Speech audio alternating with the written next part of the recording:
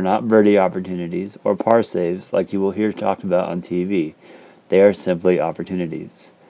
Opportunities for you to make the next shot great, not because the last one was bad or because you want to putt from a certain score on your next stroke, simply because the shot you are about to hit deserves all of your attention, focus, and a positive attitude. We hope you enjoy this yardage book and the guided tour of the golf course as much as we enjoyed making it for you. Be sure to thank everyone that is working so hard to put on a great event for you to compete in. They will greatly appreciate your smile and a handshake as you say thank you. And gentlemen, please be sure to remove your hats when doing so. Have a great tournament, and we will look forward to seeing our books being put to good use out on the golf course.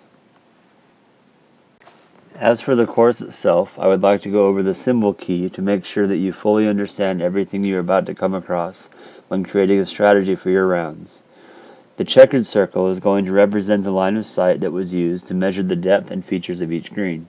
It will be in line with the middle of the fairway, so if you are on one side or the other, you may want to tilt the book to get a better view for how the green is shaped from the side of the hole you are playing from.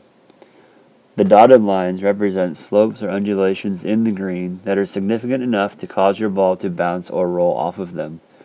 As you work through the book, you will often see numbers on both sides of these dotted lines, representing the number of paces from the front edge of the green to the bottom and top of the given slope. The curved solid lines represent greenside bunkers. It is important to note that not all bunkers are marked, but the ones that are marked are meant to provide you with some perspective about where the features of the green are in relation to the bunkers. The arrows indicate the severity of the slopes. Simply put, the more slender the arrow, the less influence the slope will have on your ball. The slender arrows are very subtle slopes. The moderately thick arrow is enough of a slope to where you don't want to be on the high side of it, and the thickest arrow is definitely something that you should negotiate around in order to create opportunities for yourself throughout the round. Before we get into the actual yardage book, I would like you to push pause, print out the book you just downloaded just in case you haven't done so already, and go get a pen or pencil, then come back ready to take some notes about what you're about to hear.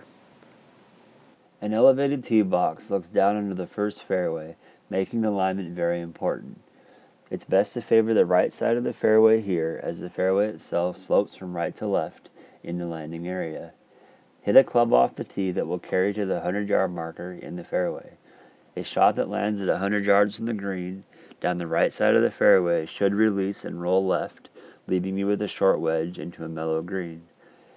There is not much to speak of with this green. Very subtle slopes and a fairly level putting surface should make for a close approach shot with good distance control. The second hole will demand good distance control on both the tee shot and the approach. Use a club that will end up going less than 285 yards off of the tee and aim at the two fairway bunkers. If you go left of the bunkers, you can make a more aggressive swing to get a bit more distance out of it, but there isn't really any advantage to this play. With a conservative line of the bunkers, you should be left with a short to mid-iron into a rather complex green. The second shot is what makes this hole a challenge. The green is more severely sloped from back to front on the left side than it is the right side, but staying below the hole to any pin should be a point of focus.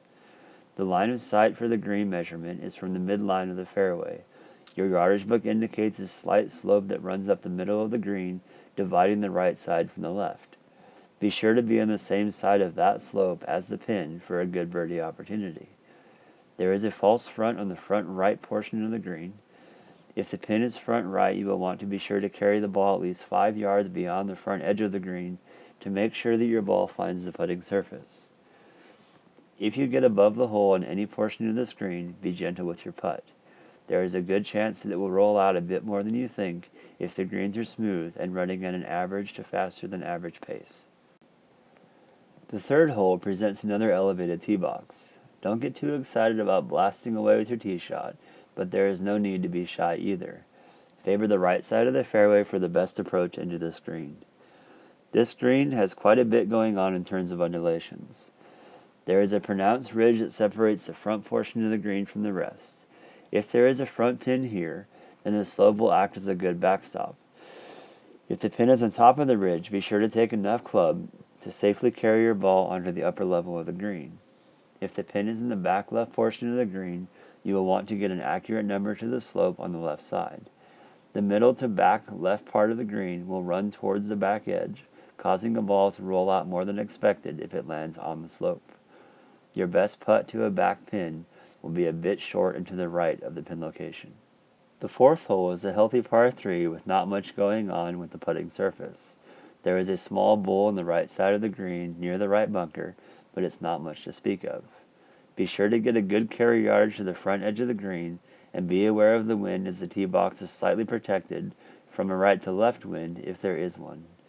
Take a quick look at the tops of the trees up near the green to see if there is, in fact, any wind that you cannot feel standing on the tee box. The fifth hole presents you with a split decision off the tee. The right fairway is a considerable carry from the back tee and is positioned just right of the large red stake coming up out of the hazard. Take a look at your yardage book to calculate an accurate carry distance to the beginning of the right fairway if you choose to go that route. If you decide that taking the ball down the left fairway is a better option, then bombs away. The left fairway ends 200 yards from the green. If you've chosen the left fairway, you are going to want to favor the right side of the right fairway for your second shot. If you are not going for the green in 2, then leave yourself around 100 yards for your third shot so that you're on a level part of the fairway. If you choose to go for the unassuming green in 2, then again favor the right side of the right fairway as it will gently slope to the left and down towards the green. The fairway narrows as it nears the green, so hit a club that you are very confident in when going for it in 2. If you are unsure about going for it in 2 shots at all, then make it a 3-shot hole. The green is slightly sloped from front to back, not enough to where a wedge won't stop, but enough that a longer club may release a bit more than you are used to if it lands on the putting surface. No need to be extremely aggressive in going for a pin here, but don't be too cautious either. This hole presents a great birdie opportunity. The sixth hole does not offer much in the way of obstacles, but favoring the left side of the fairway will leave you with a good look at your approach shot. The green has a very pronounced slope pretty close to the middle, leaving you with a lower and upper tier to the green complex. Be sure that you get accurate yardages to the top and bottom of the slope, depending on the pin position. If the pin is in the lower level, then you can use the slope as a bit of a backstop. Below the hole is best for a front or middle pin below the slope, but is not absolutely necessary. The top portion of the green is gently sloped, but not enough to require that you stay below the hole. Bombs away off the 7th tee, favoring the right side of the fairway for the best angle into a busy green. The green complex has a few features that you will want to navigate based upon the pin position. There is not much to speak of on the middle right portion of the green, but it is considerably more shallow in depth than the left side of the green. There is a slope that runs from the front edge of the green back to the left edge of the green that will need to be avoided for a good opportunity to a middle or back pin. Be sure to get an accurate carry distance to the top of the slope to ensure that you have enough club to get back to the pin position. There is a small hill on the left side of the green with a low spot just behind it. If the pin is near this low spot, understand that the ball will release a little bit more on this portion of the green. Perhaps allowing the ball to roll back to this part of the green would be a better option than trying to fly it all the way back to the hole and trying to make it stop quickly. The second and last par 3 on the ranch course features a fairly mellow green with a bit of a backstop on the back portion. The main feature here is a pronounced false front just short of the front edge of the green, requiring you to carry the ball at least to the front edge if you are looking at a putt for birdie. The last hole on ranch is a par 5 that will make you think from start to finish. There are a few bunkers on the right side of the fairway, with only one staring at you on the left. The large hill just past the left bunker will help push your ball back into the fairway, but right down the middle is your best option. If you cannot make it to the green in 2 shots, then teeing off with something less than a driver and making this a 3-shot hole would be a highly recommended play. Your second shot should favor the right side of the second part of the fairway, which starts 150 yards to the green. Your approach shot will play a bit uphill, probably not a full club unless you have wind in your face, and will require you to position yourself wisely on a slopey green. There is a small ridge that runs up the middle of the green. Refer to your yardage book to see where the line of sight is for the green measurement. The ridge runs in line with the middle of the fairway and a cropping of rocks just behind the green. Staying below the hole to any pin isn't necessary here, but you will want to be sure that you are on the same side of the ridge as the pin for a good look at birdie. The first hole in the meadow course features a downhill tee shot, giving you a good view of the entire hole from tee to green. It is best to favor the left side here as the fairway slopes gently from left to right. Watch your alignment on this tee box as it is easy to aim too far to the right. The top of the small hill on the left side of the fairway is placed 195 yards from the green. It doesn't really come into play, but landing just beyond and right of it should give you a couple extra yards and push your ball back into the middle of the fairway. A conservative play will put your approach shot between 100 and 125 yards from the green. The green features a small slope on the back left portion and a general slope from back to front. The first 2/3 of the green are pretty mellow, but staying below the hole is a good choice. A back pin will take a precise shot in order to get close to it. The green beyond the slope is fairly level on the left side. A conservative approach to a back left pin will be left slightly short and right of the pin for an easy uphill birdie putt. If the pin location is in the back right portion of the green, it is best to stay below the hole, as it is sloped more severely from back to front in that section. The second hole is a short par 4 that will reward a conservative approach. If you have the length to try and drive the green, then go for it, but most of the trouble starts about 40 yards from the green. The best play off of the tee is to favor the right side of the fairway and leave yourself with a club that you can control the trajectory and spin with into the green. The green complex features a pronounced ridge that runs from the middle of the left side to the middle back portion of the right side of the green. Coming into a back pin from the right side of the fairway is going to give you the best angle to negotiate this slope. There is a small mound on the front portion of the green that could mess with how the ball reacts when it hits the putting surface. Be sure to get an accurate yardage to any feature that is in play to this particular pin position. The third hole is your first par 3 on meadow and will require good distance control off of the tee. The entire left side of the green slopes significantly from back to front, making it best to stay below any pin. The right side of the green features a slope that starts just short of the middle of the green and extends to just beyond the middle. The back right portion of the green is fairly level and may not receive a long iron very well.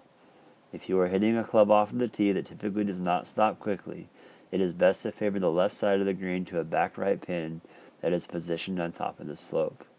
This will help stop your ball a bit faster, leaving you on the green rather than a ball that bounces beyond the green, leaving you with a very tough up and down for par. The fourth is a fairly challenging par 4 that requires 2 solid shots for a good birdie opportunity. Favor the left side of the fairway and leave yourself between 100 and 150 yards to the green for your approach.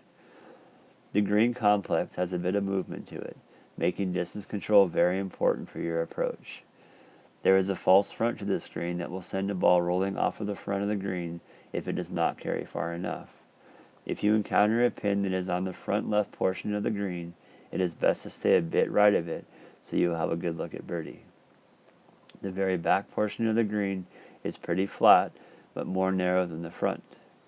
If you choose to be aggressive to a back pin, be sure that you have a club in your hand that you are very comfortable with. The fifth hole is another good par 4 that will require 2 good shots to achieve a look at birdie.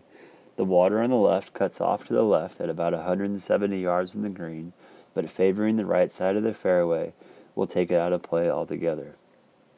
The green features a small shelf in the back portion, providing great protection to a back right pin position. Any pin in the front or middle of the green is very accessible, but I would caution you against getting too aggressive to a pin position in the very back portion of the green. The back left side of the green runs down to the left fringe, and the ridge of the shelf pretty much runs from back to front, but at a significant angle.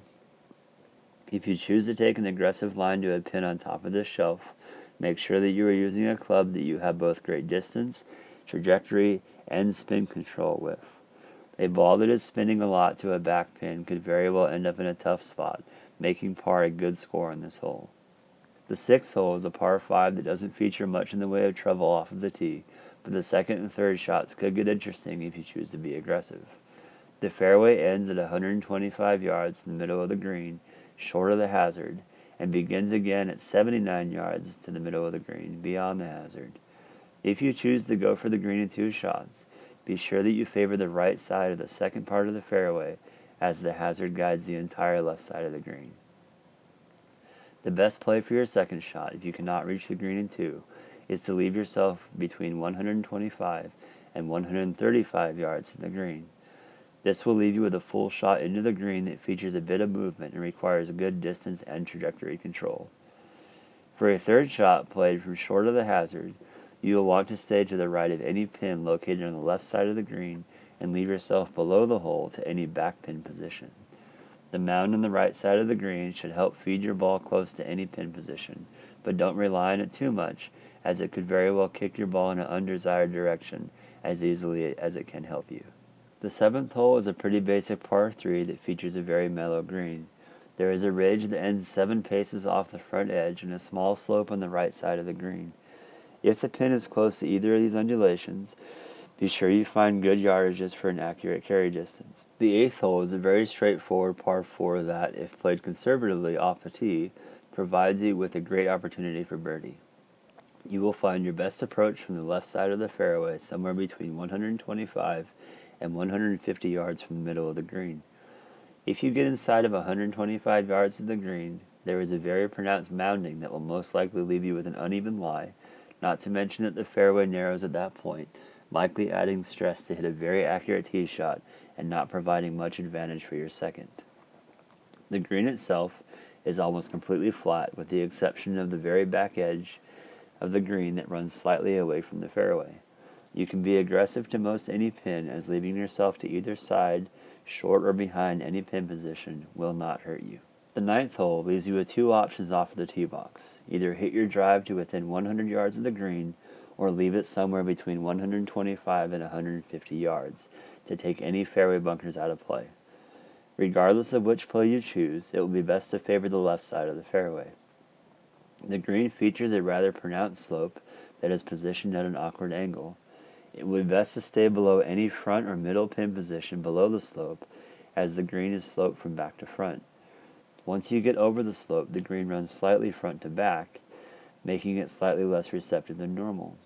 As it is with many holes in this 9, distance and trajectory or spin control are very crucial with this approach. Don't be afraid to take a direct line at any pin to give yourself a short birdie putt to finish this 9, but you want to also be sure to gather accurate distances to each part of the slope, depending upon the angle you are approaching the green from.